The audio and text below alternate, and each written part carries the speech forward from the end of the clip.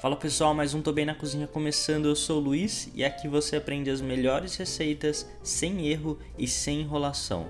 Hoje a gente vai ensinar como fazer a torta de noz pecan, uma torta simplesmente deliciosa e fácil de fazer. A noz pecan às vezes é um pouco difícil de encontrar, mas você pode também utilizar as nozes normais e no vídeo eu vou falar um pouquinho mais sobre essa diferença. Vamos aprender então. Eu começo fazendo a massa numa tigela e eu vou começar com a farinha de trigo. Essa daqui é uma farinha normal, sem fermento, e nessa farinha então eu vou colocar um pouquinho de fermento em pó. Coloco também um pouco de sal, uma pitada só, e com um garfo eu mexo essa farinha. Agora eu coloco o açúcar e lembrando que todos os nossos ingredientes estão descritos no final do vídeo ou aqui embaixo do vídeo na descrição. Agora eu coloco o ovo e ainda com o garfo eu dou uma leve mexida. Por fim, e mais importante nessa massa aqui, eu vou colocar a manteiga.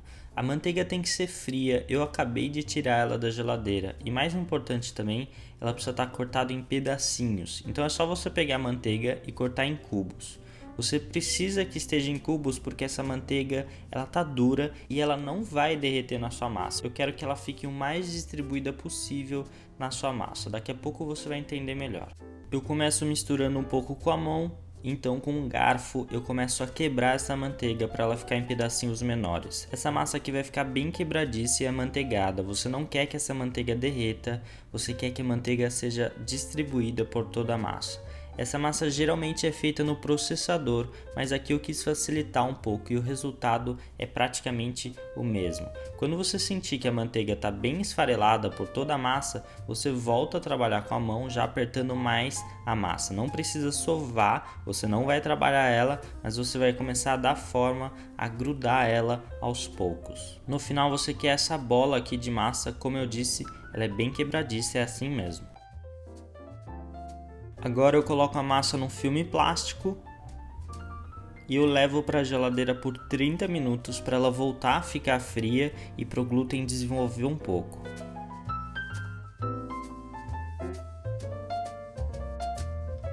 Aqui estão as nossas formas, eu estou utilizando forminhas pequenas de 11 centímetros de diâmetro e importante com fundo removível.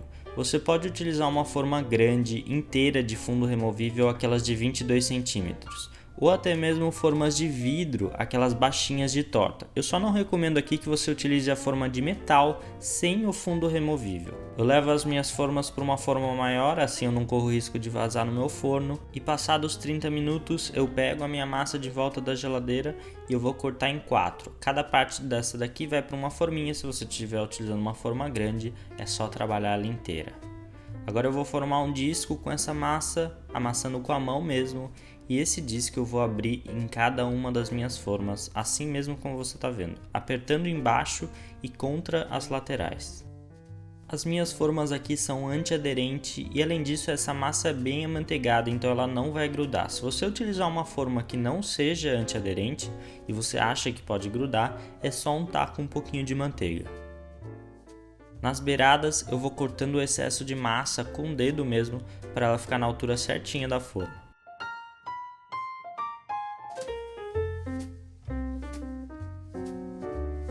Pronto, as nossas formas com a massa já estão prontas e eu preciso que elas voltem a esfriar. Então eu volto para a geladeira por mais 30 minutos. Enquanto elas estão na geladeira eu posso finalmente fazer o meu recheio de noz pecan. Numa tigela eu coloco os ovos, eu vou bater com um garfo. Então eu coloco o açúcar, bato mais um pouco com um garfo e coloco também um pouquinho de farinha.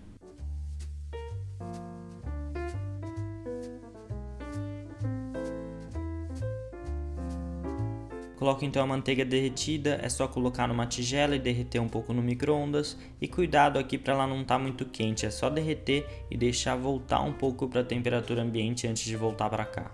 Agora um ingrediente bem importante dessa receita aqui, a glicose de milho ou glucose de milho. Você encontra fácil no supermercado, você pode utilizar tanto esse escuro aqui quanto aquele mais claro. A glicose vai dar consistência de geleia do nosso recheio e é praticamente obrigatório em qualquer torta desse tipo aqui. É só então adicionar a sua tigela e misturar muito bem, você vai ver que toda essa mistura já vai pegar uma consistência de geleia. Agora a noz. Nessa receita você pode utilizar tanto a noz pecan, que é essa que está à minha direita aqui, quanto a noz comum, que é essa daqui da esquerda.